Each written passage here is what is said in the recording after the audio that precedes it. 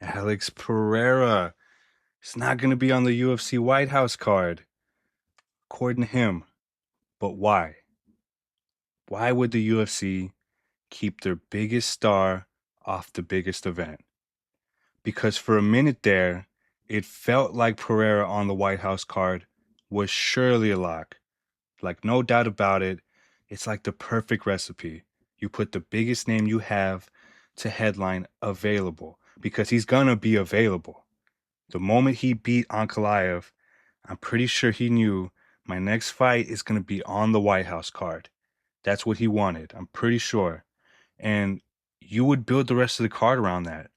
A fight card so big, so historic that it's going to be held on the White House lawn, apparently.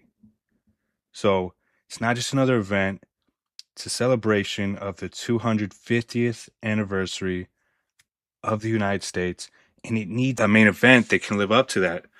So for months, one fight dominated the conversation for this main event. Now, it was never really going to happen, let's be real, but light heavyweight champion Alex Pereira moving up to challenge the GOAT himself, Jon Jones.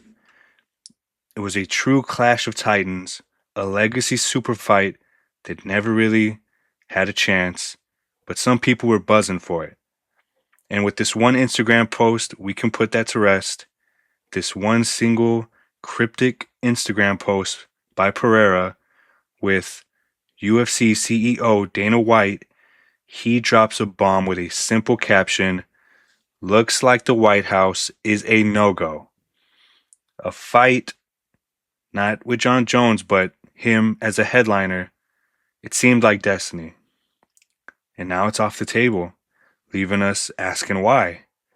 Why would the UFC block one of its biggest, most active champions from the most historic card it has ever planned? This feels like more than done, though, so I'm going to get into where the champ and where the UFC go from here. Now, we know Dana White in the UFC, they love Alex Pereira. They know he's the biggest star overall. They planned him for the UFC 300 card, the biggest card to date, and he delivered. So why wouldn't they count on him to do it again at the White House? Well, we also know Dana White and the UFC want nothing to do with Jon Jones and want to keep him far away from this event and probably away for good. And seemingly no other person campaigned for this fight more than Alex Pereira. Is that why the UFC denied Pereira? Because he wanted Jon Jones and not Carlos Ulberg on this card? I think that's it right there. After all, Pereira has a history of making social media posts, showing frustration with the UFC, and bringing disagreements to the public that way. But I'm with Alex on this one. For a card that huge, you need the biggest fight possible to headline. And it starts with the biggest names you have, your champion of champions. When you think of the biggest name the UFC has, who immediately comes to mind? In my mind, Alex Pereira comes up, but in your mind, it should come up within at least the first two or three. Ilia Topuria comes up, and with all the recent news surrounding him, I don't know if I would count on him making it. I really don't. Islam Makhachev. Well, Khabib has publicly stated he is not a fan of these big events that can make fight week unpredictable. How he prefers to know exactly what comes next for a proper fight week. So, we might have to count him out too. So the next logical fighter to look to is Pereira.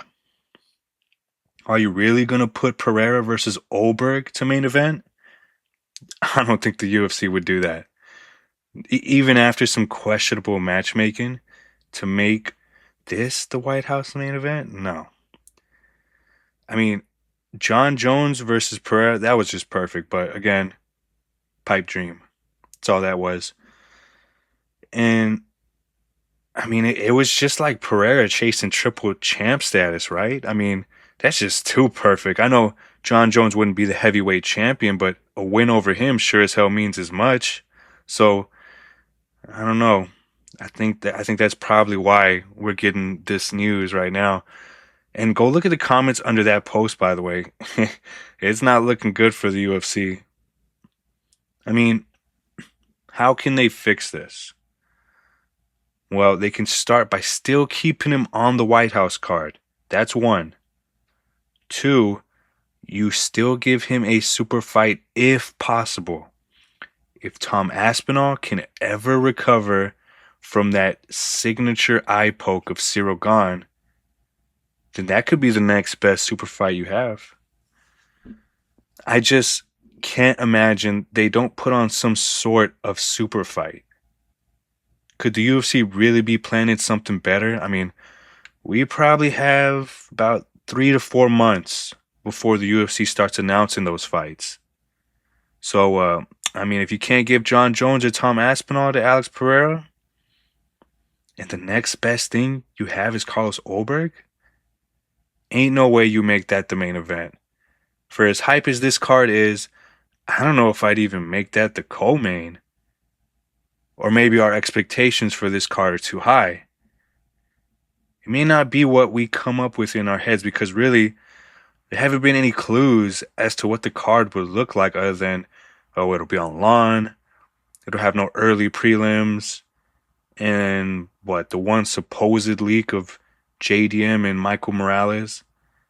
I don't think we know what's coming with this card, so we just made up some crazy ass card in our dreams.